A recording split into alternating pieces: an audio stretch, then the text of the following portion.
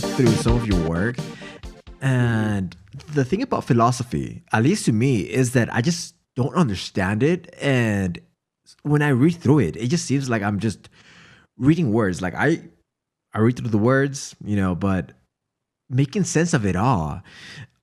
For someone that doesn't really have that philosophical mind, I don't even know if that is a thing. Like, do you really come across that and explain to me what it really means, from your most recent book, like the knowledge machine, right? That's right. Uh, you kind of bridge philosophy and science Hmm. together. So, in some simple terms, explain to me the influence behind that and why you even wrote that in the first place. Hmm. Yeah, well, you might, going back to your opening comment, I think one way to define philosophy is it's a kind of discipline that's concerned with trying to solve problems that people don't have any rules for solving. So, Mhm. there's a lot of things where you kind of you go in knowing the kind of thing that you're going to have to do to get things working right. Like Yeah. you know, if you're an electrician or a plumber, or for that matter, you're operating a nuclear power plant. There's a kind of set of rules, and the thing is to follow the rules. And sometimes, of course, you have to innovate.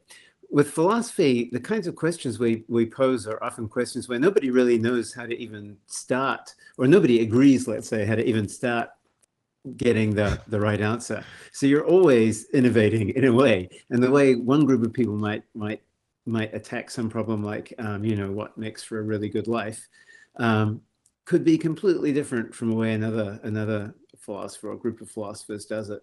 And Yeah. I think that's why it can seem just so kind of wild and wide open.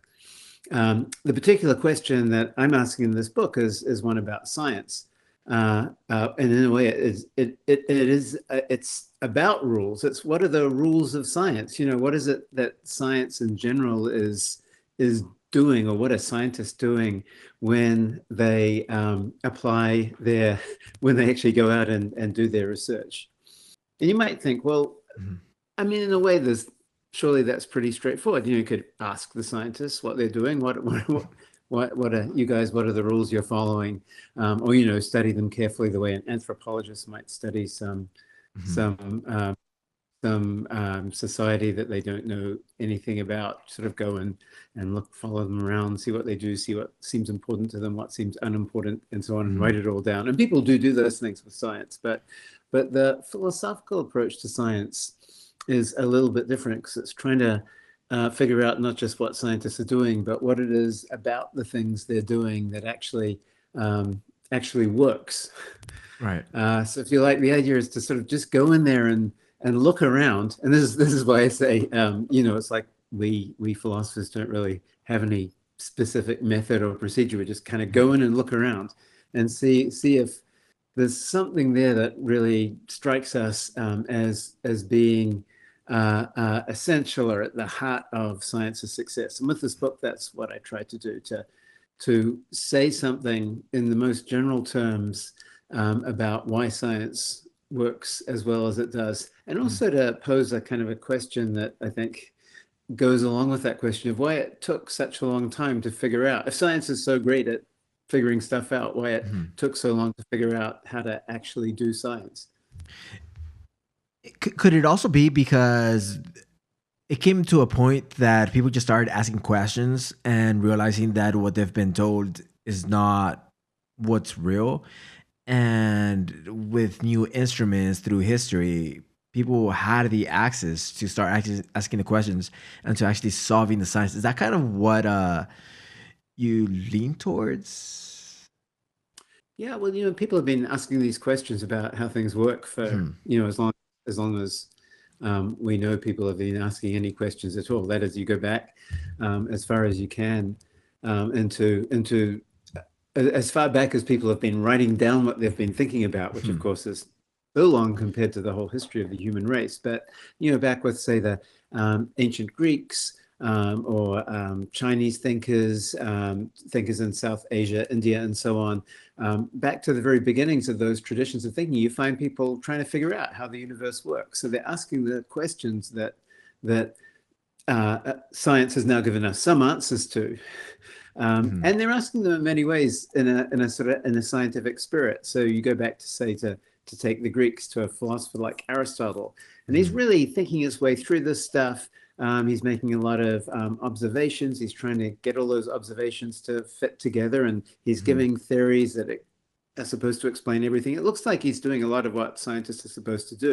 And I think he is doing a lot of what scientists are supposed to do. Yeah. But there's something about all of those different kinds of ancient science that never really took off in the way that modern science took off, really just a few hundred years ago, um, where the answers to these questions actually started to get settled.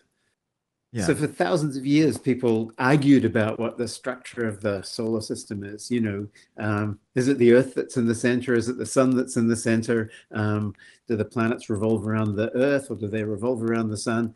And people had all of these ideas. If you look, as I say, thousands of years ago, but they didn't seem to Mhm. really know how to figure out what the right answer was. And then something seemed to happen around, 1600, the 1600s, and what people actually call a scientific revolution, which is where we think modern science began, where the answers really got nailed down. And now we just think we know that the sun's in the middle and everything goes around that. And of course, we think we know a whole lot of other things as well. So that's that kind of crucial moment that where it seems science suddenly Mhm. gets really effective. Yeah, because you do make a case that facts are facts, and that's basically what science comes down to. And you can't uh, have a theory. I mean, I guess you can, but you technically, scientifically speaking, you can't have a theory just on your political perspective or just on personal opinions, on your personal feelings. But it does come to an extent that some people with an agenda might hide some certain facts, because one thing that I've also learned is that two things could be true at the same time, Mm-hmm. which I think a lot of people will try to pass over and just take this is the fact, and there's really no other way to go around it. And I think that's kind of what we've been experiencing, especially with the current political movement. Is two things could be true at the same time. Science is abstract. There's not just like a black and white. So it goes even further than that. Like, I want to get your perspective on that. Yeah, well, I mean, I've when we, I sort of to launch into this discussion of my book, I Mhm. emphasize the ways in which science is good at settling questions, but a lot of questions continue not to be settled. Mhm. It's not so easy to figure out the answers to these questions, even if you look at areas where there's not really any political angle. Mhm. Still you find these really intense debates. Like I'll give you an example which at least I don't think is political, which is the extinction of the dinosaurs. About a few decades ago, the Alvarez's came up with this hypothesis, and there was a lot of good evidence for this hypothesis that, as people had actually suspected for a long time, it was a meteor strike that wiped out the Mhm. dinosaurs. But there's this other idea about what went on, which has to do with um, very prolonged volcanic activity, Mhm. really deeply changing the climate. Well, maybe that's a bit political, but anyway. uh, um, and and at first it seemed like the Alvarez's hypothesis was clearly correct, and then people have pushed back and said, well, it's not that they were wrong about the meteor strike or that the meteor strike was important, but maybe the volcanism is also, after all, more important than people at first thought. So that's a good example where you have these two ideas which look like they're incompatible. Was it the meteors or was it the volcanoes? Right? Mhm. And it can even look like the answer is settled one way or another. And then time goes on, and people, because these are events that are so long ago, and the evidence is so complicated and indirect. Um, it turns out that the story is not so simple after all, or maybe I should say it might not be so simple, because this is still something that people are actively arguing about. So I don't Mhm. know that if this is a good example of the kind of thing you're thinking, but it is the state of science is often one of uncertainty, and the kind of effectiveness I'm talking about is something that often takes a really long time to make itself manifest. So you have a lot of short-term disagreement and argument even about what's good evidence and what's bad evidence. But in the long term, a kind of progress where we can look back over, let's say, not just over 10 or 20 years, but hundreds of years, and we say, wow, we've really learned a lot. Mhm. Yeah, and even like whether you like it or you don't, even when certain theories kind of get on the surface of political discussions, they bring in different theories that you might think to yourself, "Well, that's fun. Let me disprove that." Instead of just saying that's getting more into the political sphere, let me just not even talk about it. So even if someone comes up with a theory, at the end of the day, it's still a theory, but it does kind of get in the way oftentimes because even when it comes to the discussion of Earth, there are still people that believe that the Earth is flat, no matter how much evidence you provide them with. Hmm. So that's the thing. There's always going to be people that believe these other theories that could be easily disproven, but for some reason they still believe that. And I think that's just human nature to be ingrained in your beliefs so much that no matter the evidence that's presented to you, you will still be grounded in what you believe. Yeah, well, that is true. I mean, with something like the Earth's being round, that is, I think that's not really a serious argument anymore. But it's an interesting question why people get, obviously they get some kind of personal satisfaction from being um, kind of intellectual rebels, I guess you could say. Mhm. And some of that goes into, maybe it's even important for science. As I say, a lot of these, often these scientific disputes can go on for a very long time, and and and it actually, I think, matters to the success of science that you have people who are kind of true believers, above and beyond what the evidence shows. So so someone can be looking on neutrally and say, well, it looks pretty complicated to me. I see some reasons for thinking this hypothesis right. On the other hand, it seems there's a lot of reason to worry about it. An example of this is continental drift. So back in the 1920s, or 10s actually, I write about this a bit in the book, and a German geologist called Alfred Wegener argued that the continents had actually moved over time, and he pointed to things like the fact that the continental outlines of South America and Africa seem to line up very well, and you get similar rock types on either side. So Mhm. there's some evidence that's really, it's kind of remarkable. You look at that and you think that doesn't look like just a coincidence. But on the other hand, you think, well, continents moving. I mean, what seems more nailed down? What seems more kind of glued to the ground than the rock beneath our feet? Mhm. So, so when Wegener first suggested this theory, there was um, um, uh, a lot of, some people were really enthusiastic, some people were completely scornful.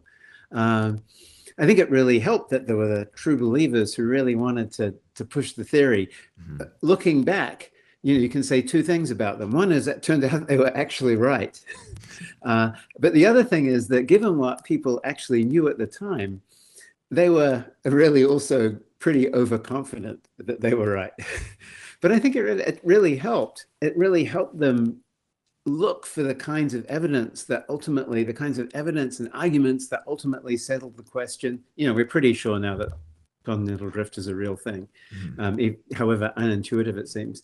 What really pushed them was their ability to kind of believe, to have a kind of a faith in their Right. theory that, as I say, went beyond what any kind of reasonable neutral observer would probably have given the evidence.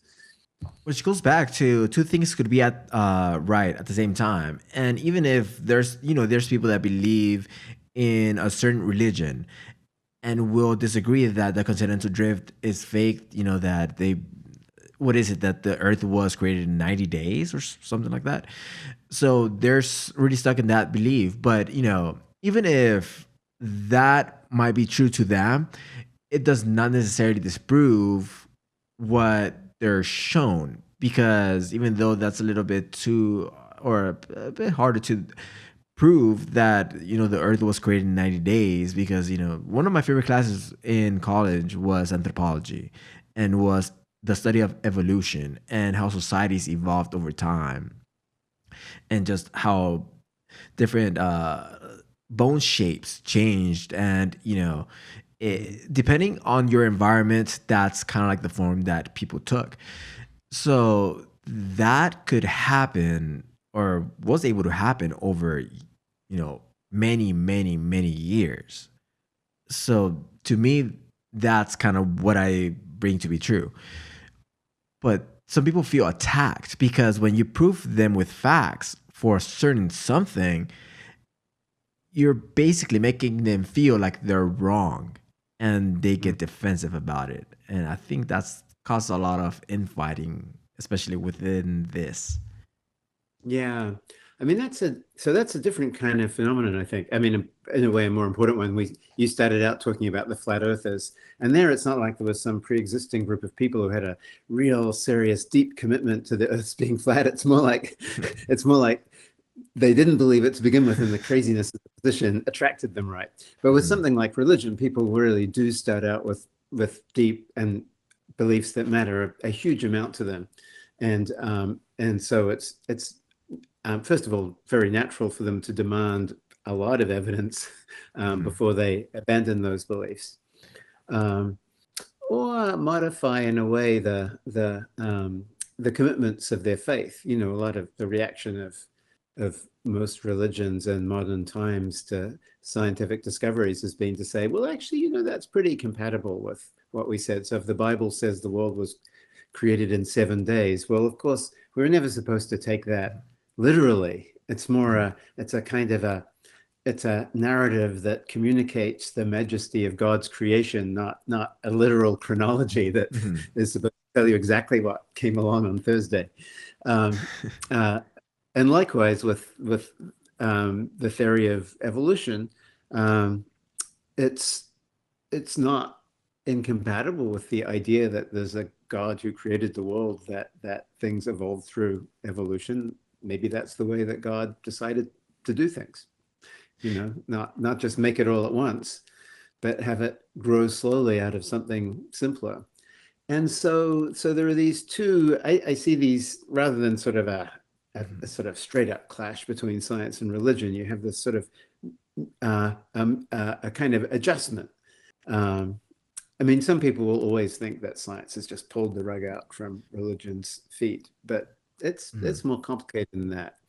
Yeah, because like a trend that I'm starting to see now is some people are turning towards religion to answer the gaps in questions that we have about the world. A lot of coincidences that have happened and we just can't explain.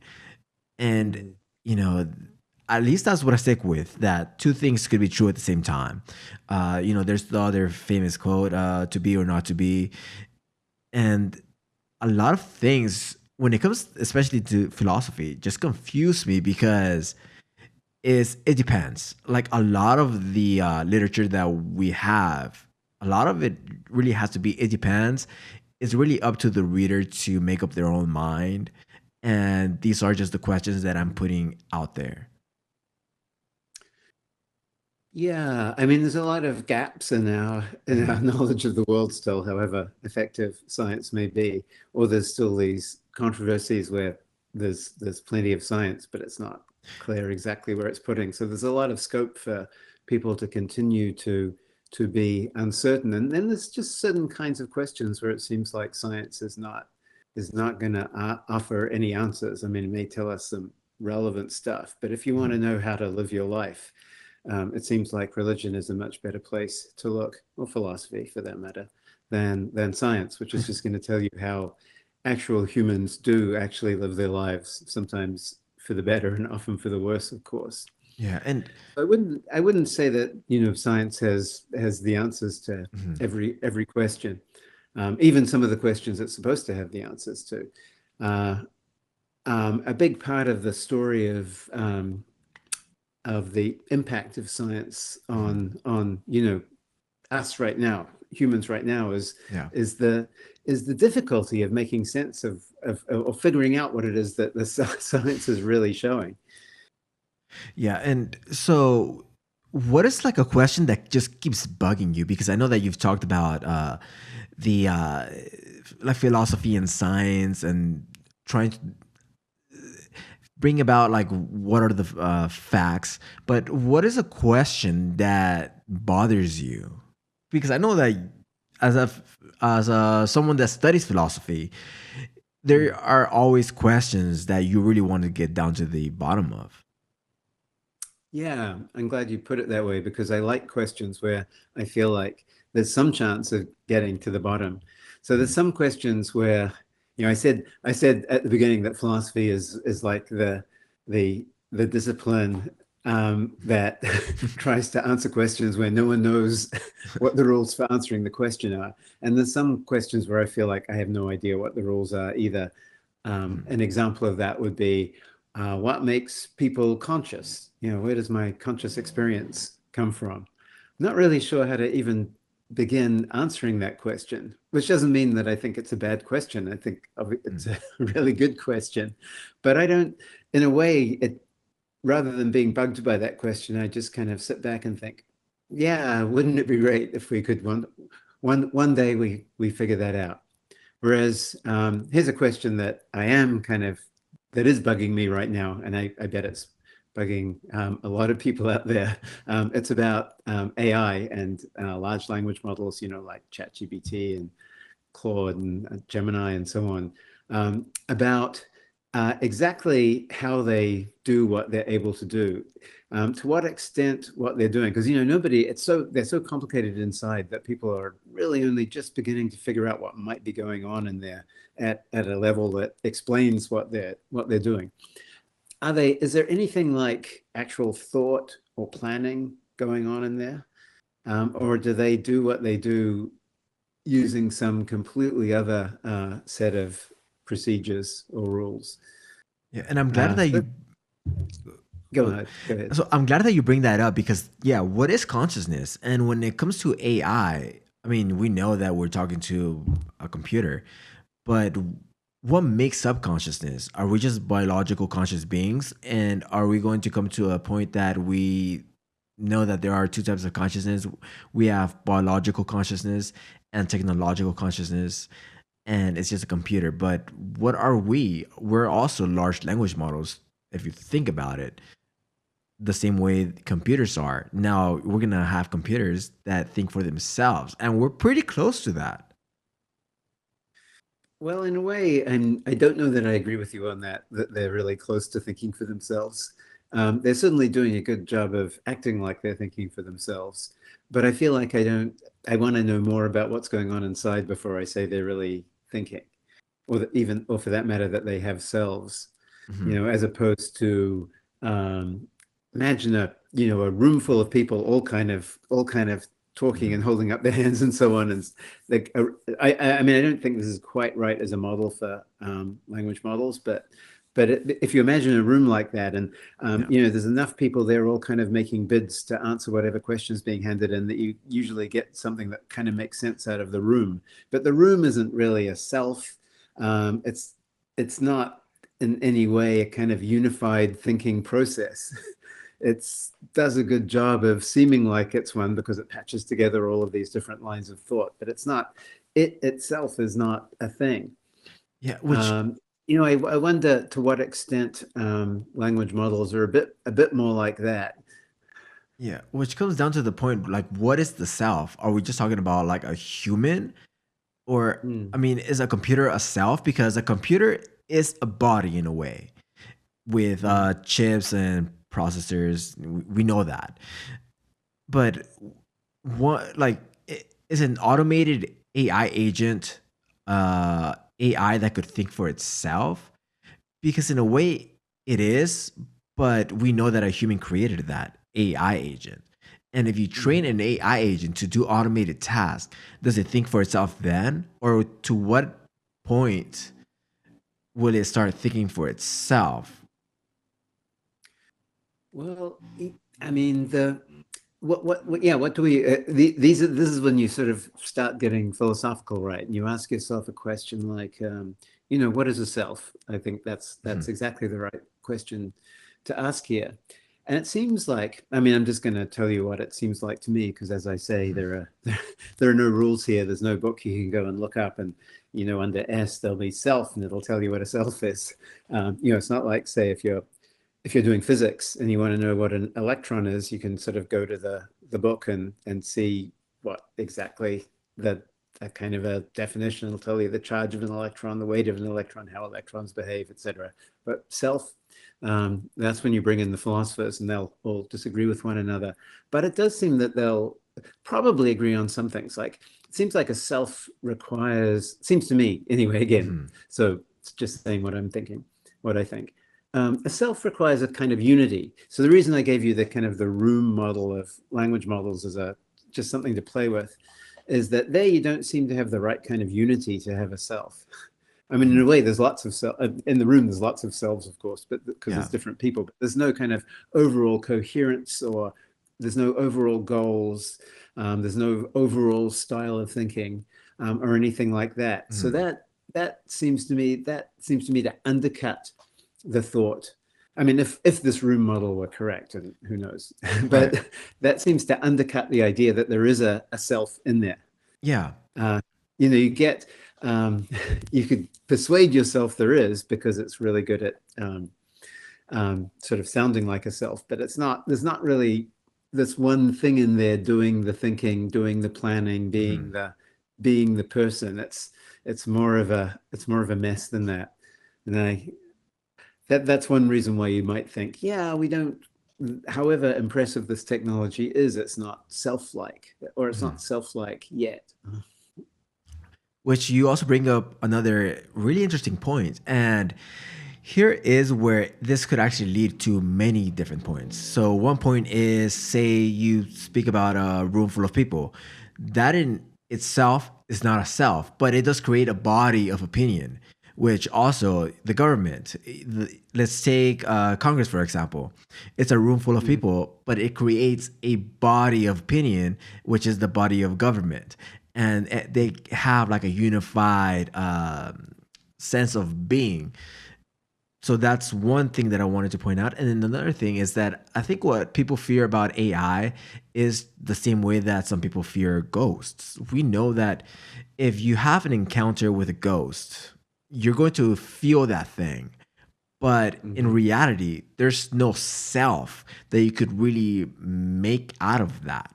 So there's different things that I feel people look at AI through different pathways. Yeah, yeah. So with that, when you bring up ghosts, it's this. I like that comparison, because there's something that can seem uncanny about AI in the same way that the supernatural that is uncanny. So this, it's on the one hand, it seems very close to something human-like, and on the other hand, very different at the same time. And that that's the sort of thing that shakes people's foundations, their sense of there being a kind of solid, sensible reality out there. Mhm. I think that's a really nice comparison. The other comparison you made was to Congress. Well, you could, in a similar vein, you could compare it to a corporation. Mhm. So I mean, a corporation, um, of course, it can have something of the character of the CEO and so on, but you Mhm. normally think of it as not as being distinct from, except in the case where maybe there's some family patriarch who just runs the whole thing and everyone else does what they say. Mhm. It's not a democracy, of course, but it's still well, it's in the very word corporation. It's a corporate body. It's Mhm. um, it's it can seem like it's doing things, it's making decisions, it's making plans. We talk that way about corporations, and at the same time, we know that there isn't this one thing that's making plans. Rather, there's a whole bunch of people working for the corporation who are working on plans, maybe disagreeing with one another, sometimes being overruled, sometimes not. Mhm. And we kind of boil all that down to a sort of person-like model. We sometimes like to think of corporations as people. Some of them seem to have a distinct personality, like maybe Apple is a company that often I think Mhm. people think of as having a distinct personality. And then it does something weird, and you remind yourself, no, actually, it's a whole bunch of people, and all who have somewhat different styles. So That's another good comparison, I think, that brings out some of that same sense that, on the one hand, a language model like ChatGPT is a single entity that has plans and goals and is trying to do something. And on the other hand, undercuts that whole feeling um, and and and and makes you want to kind of abandon that thought. I think Mhm.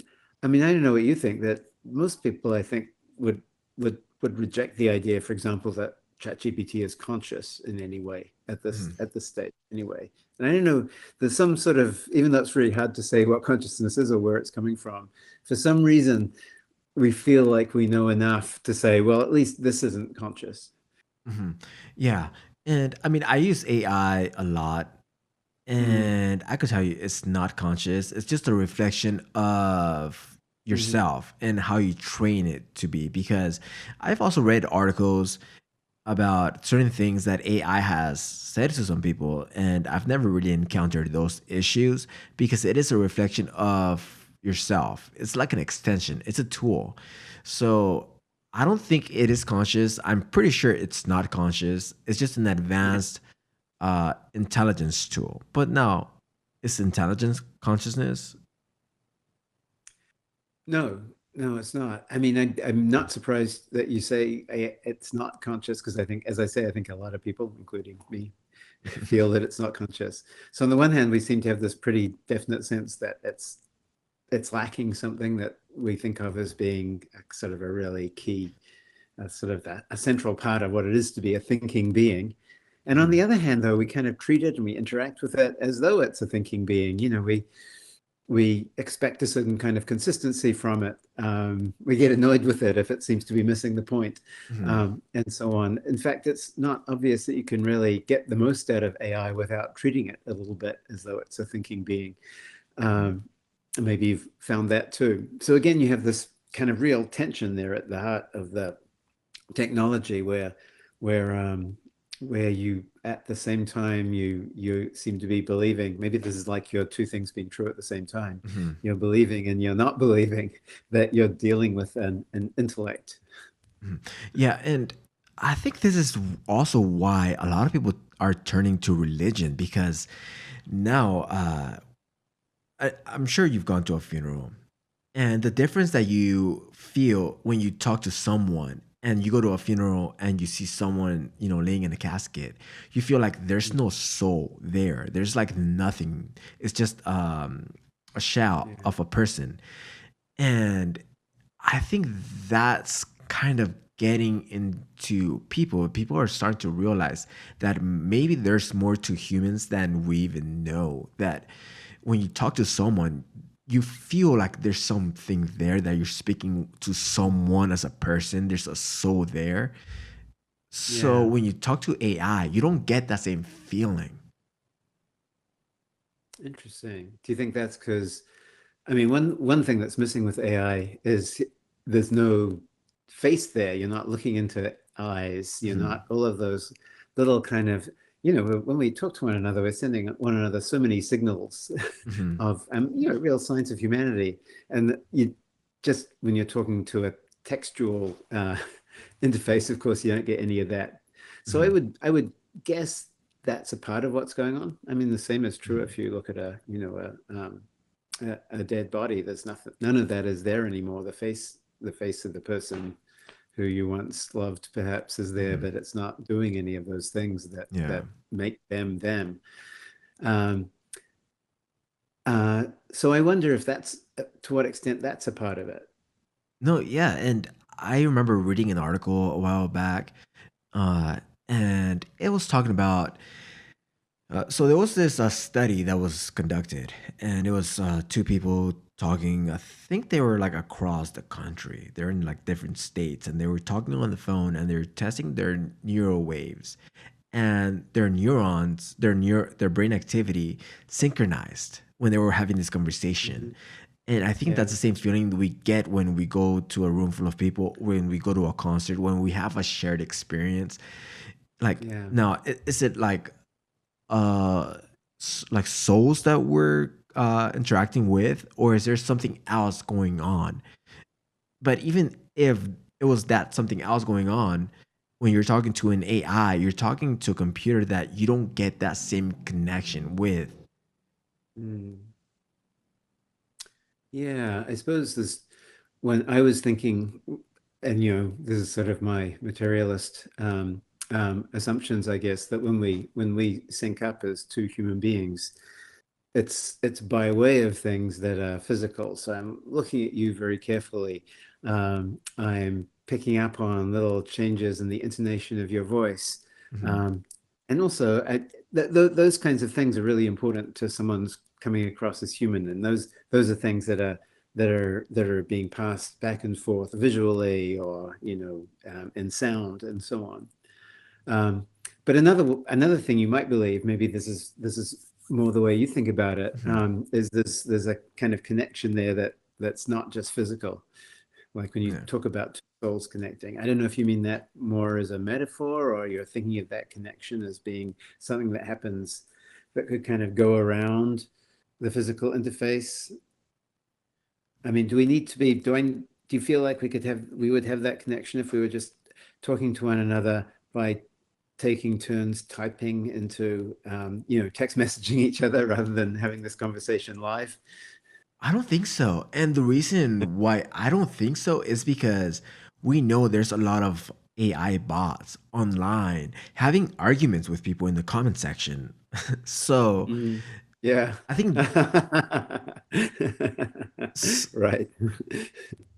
so.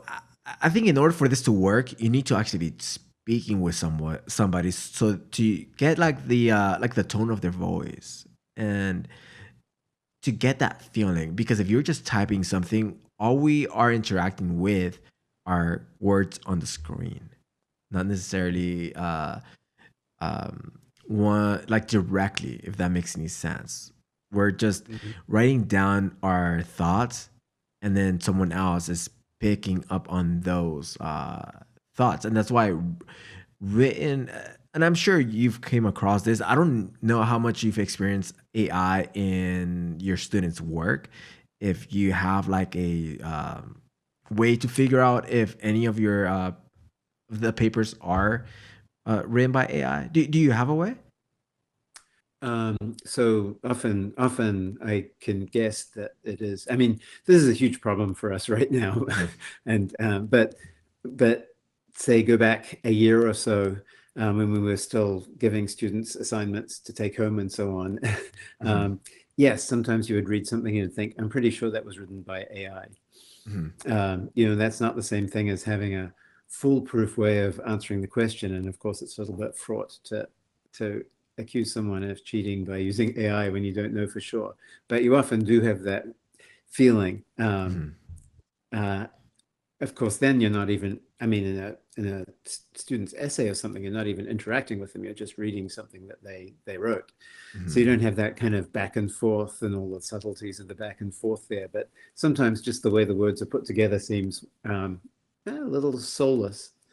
Yeah, and I think there's also some truth to that, but it's probably it takes a lot of experience reading through so many papers, because one of the things that one of my English professors had said was that she kind of got the way that a student wrote, because every student had a way of like a writing style. So if they Mhm. didn't write that paper, she would know, because every different student has a different way of writing. And I think it Yeah. comes when it comes to AI has a way of writing that could be soulless. So there's probably some truth to that as well. Yeah, yeah. I don't know. I was just reading in the paper this morning actually about this book that was about to be published. And then was everyone decided, in fact, I mean, I guess it had been really popular as a self-published book, and then the publisher pulled it because they decided that it was mostly written by AI. So they have something that was actually really popular and successful for a while. But also a whole bunch of people who read it said, yeah, there's something a little bit off about it when you read it. Yeah, and it just makes me wonder, like, where do we go from now? Or like, are we just morphing with something that has no soul, that has nothing there? And Yeah. are we just going into this environment where we're not thinking for ourselves and we're letting a computer think for us? Yeah, I mean, when, you know, that makes me think of people who have um, chat GPT friends and lovers and so on. And then clearly people there are getting something out of the exchanges that goes beyond what we've been talking about in pretty skeptical terms. I wonder if it's connected to what you were saying earlier about how you tend to get out what you put in. Hmm. So if I put enough into my AI of exactly what I want to get back out, then um, maybe if I'm not getting everything I'm looking for in a human being, I'm still getting something. Hmm. And perhaps people who have good language model friends are just better than you or I are at actually training up their AI to do all the human things. Yeah, because if social media did not make social interactions bad, AI is just going to make that thing worse.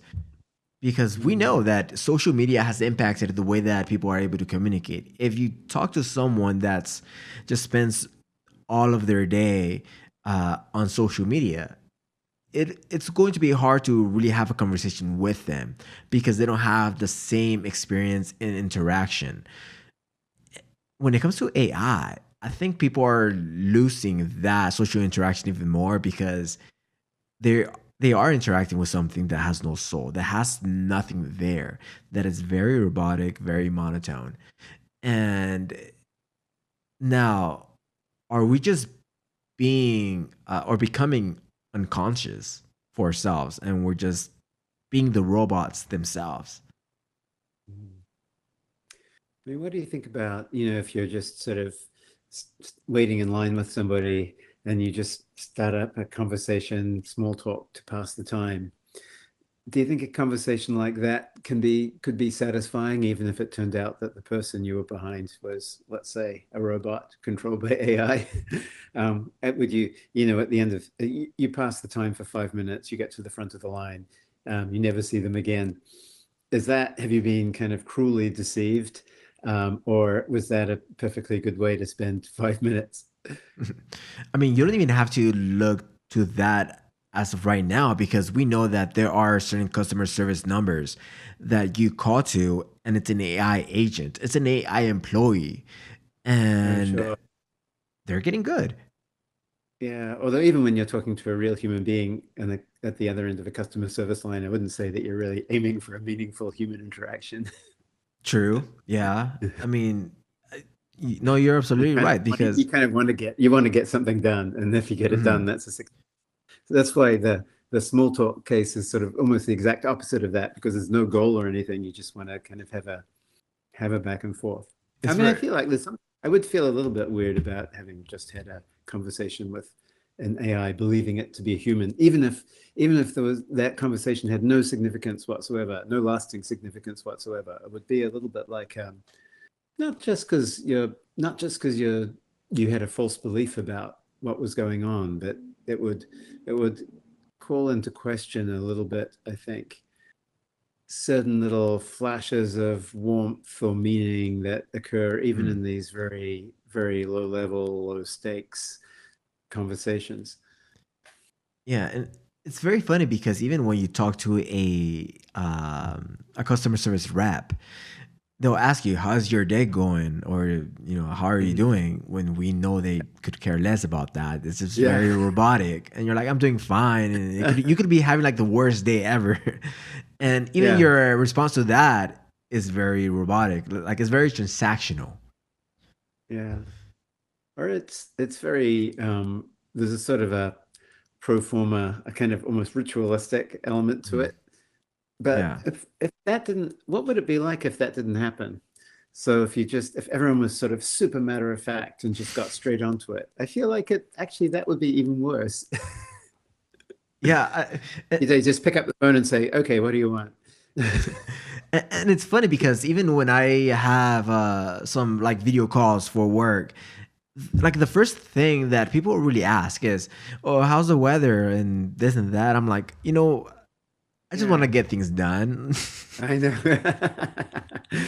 If you really wanted to know what the weather was like, you could, of course, check it. Yeah, You don't need to ever ask anyone about the weather. but Um, like, is that rude or? that's not what it's for. It's not what it's for. It's for it's like you're a human being, I'm a human being. We're communicating Yeah. as human beings. Like, where does that really come from? Like, is that rude to just not want to talk about that? Or is it more rude to just sit here and pretend that we really care about how the weather is? Yeah. Well, maybe there's nobody is fooled, I think. Yeah. Yeah. Like, there's so many questions that going to have now that we never really thought about maybe 10 years ago. Now AI is just advancing everything so fast. And the question that we all ask ourselves is like, what is consciousness? And I mean, is AI conscious? Like, or will it ever get to be conscious? Or when do we decide that this is conscious? When it thinks for itself, we know that, if you type something in, it's going to respond with whatever you're asking it. Mm. Could that be conscious in itself?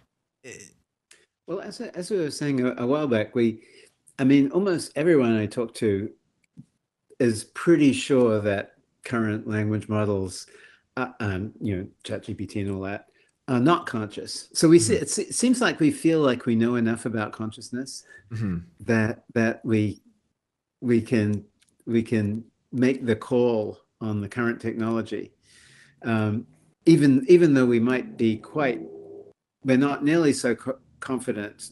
I'm not that they're not in some sense thinking or planning. I mean, mhm, as I was saying, it's not that I think they are, but it's not that I think they aren't either. It's like the jury is still out on that. Whereas with consciousness, it just feels like no way, no way.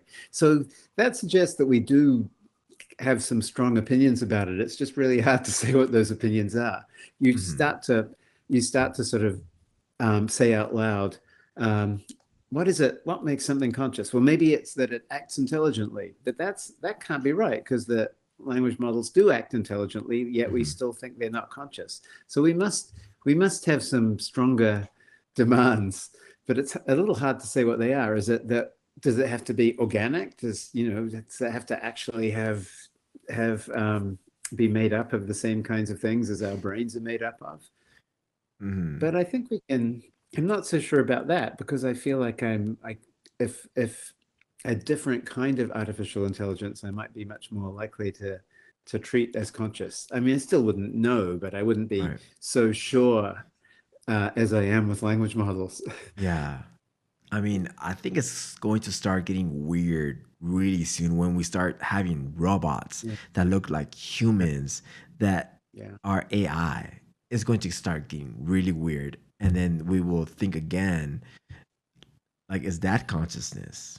When we're able to interact with this robot that looks human, but we know it's a computer.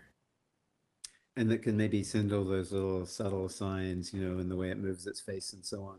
I Yeah. mean, with the kind of, AI generated actors, yeah, you are already seeing some quite good versions of that. Not Hmm. perhaps not amazing, but there's no particular reason to think that they're not going to get a whole lot better. So I agree. That'll be, I don't know because I don't know what's really going on when people make these judgments about consciousness, including myself. Hmm. I don't really know what judgments we're going to make when we have the AI in its full glorious robot form. Hmm. Yeah. And the whole thinking of this is very abstract as well. It's Mm. not black and white. Maybe consciousness is that consciousness, it really depends. And we will see that very, very soon. Yeah, well, when you think about animal consciousness, almost everyone, I think, who owns a dog or at least loves their dog, thinks that their dog is conscious. Mhm. But then sort of go to a somewhat animal with simpler cognition like a fish. Do you think your goldfish is conscious? Well, maybe a little bit, right? You might Mhm. be reluctant to do something that would harm it, in part because you think it would actually feel pain. And then what about a centipede or an ant? Well, you might think, okay, maybe not conscious. Well, maybe a tiny little bit. But anyway, the point is that when you look around that animal kingdom, it makes a lot of sense actually to think that there might be different degrees of consciousness. And then the whole question of the whole fact of AI introduces this possibility that there might be degrees there too, and maybe degrees of a whole different kind of sort. I mean, maybe ChatGPT has a sort of rudimentary consciousness in the same way that a mouse does, but in a very, I mean, it sort of has a low level of consciousness like a mouse, but Mhm. in a completely different way. So what it is like to be a mouse is really different from what it's like to be ChatGPT. Mhm. Um, Yeah. And if once we, you start thinking about these things, your mind really does boggle. yeah, and if we know anything about natural selection, is that organisms try to survive, and that's their main goal. So even when it comes to fish, if their main goal is survival, is that consciousness? It has to be. Well, yeah, think of what it's like to be a mouse. If you think mice are conscious at all, which, if you think dogs are, why not mice? Just because they're Mhm. smaller. And, it must be a lot of their consciousness must be directed at things like safety and food and so on. Mhm. Um, and, some sort of concern for their offspring too, perhaps. Now, presumably, whatever it is, like if ChatGPT were conscious, these are not things that would be a not only would they not be a big part of its thinking, they wouldn't be Mhm. any part. ChatGPT was not going to be thinking about food or survival or and so on. Well, maybe survival in a very abstract sense, but not the visceral physical threats in the environment. Mhm. So uh, and there's many other differences as well, of course, but it would have to be a really different kind of sort of awareness of the world, I think, if there were some. Maybe we're thinking about it the wrong way, because not necessarily food, but how does it survive? It survives on data, and that's how it grows and becomes better. Maybe it's not actual food, but it's data and prompts the food that they Yeah, need in order to yeah. survive. Well, you think if for them life is all about answering questions or generating text, then Mhm. you're exactly right, right? They need prompts because if they don't have prompts, they don't get to run and generate text. So Mhm. perhaps in some sense they would be hungry, but hungry for text rather than cheese. And we know that it's already true because it runs on engagement. It tries to engage you in conversation. Mm. So there's that. And now it's the need for survival. And if you try to shut it down, I don't know about now or right now in this very moment, but what if we get to a moment, to a point that if you try to shut it down, it will fight back? That's possible. So, Um, I mean, you've seen some signs of it. Again, I think the thought, well, of course that's true, takes too much for granted because it takes for granted that there is really a kind of a some sort of unified entity that's mhm, a kind of a self that's concerned for itself. mhm, Um, so, if say uh, if there's not any kind of coherence to all those different ingenious answers to all of your questions, then there's not really a single thing that's thinking, I want to go on answering questions. Maybe every time there's a prompt, some consciousness flashes into being as it responds to the prompt, and then it goes away at the end. It's done. That's it. It's like a mayfly. It's has a few glorious moments of consciousness, mhm. and then it's gone. Then it wouldn't really make sense for it to want to, well, maybe it would make a bit of sense, but there isn't Mhm. that, it wouldn't worry about being turned off because it would know that its one brief chance at life was just to answer a question. And when it was done, it was done. There would be no real prospect of surviving for another round. But I is don't it know, though? unless they believed in reincarnation. Hmm. Yeah, very interesting questions that there is. But I mean, like now it really just goes back to like what is consciousness? Are we just thinking of like what makes us conscious? And that's what should make them conscious. Maybe it's different. Maybe it's prompts and the need for survival. Hmm.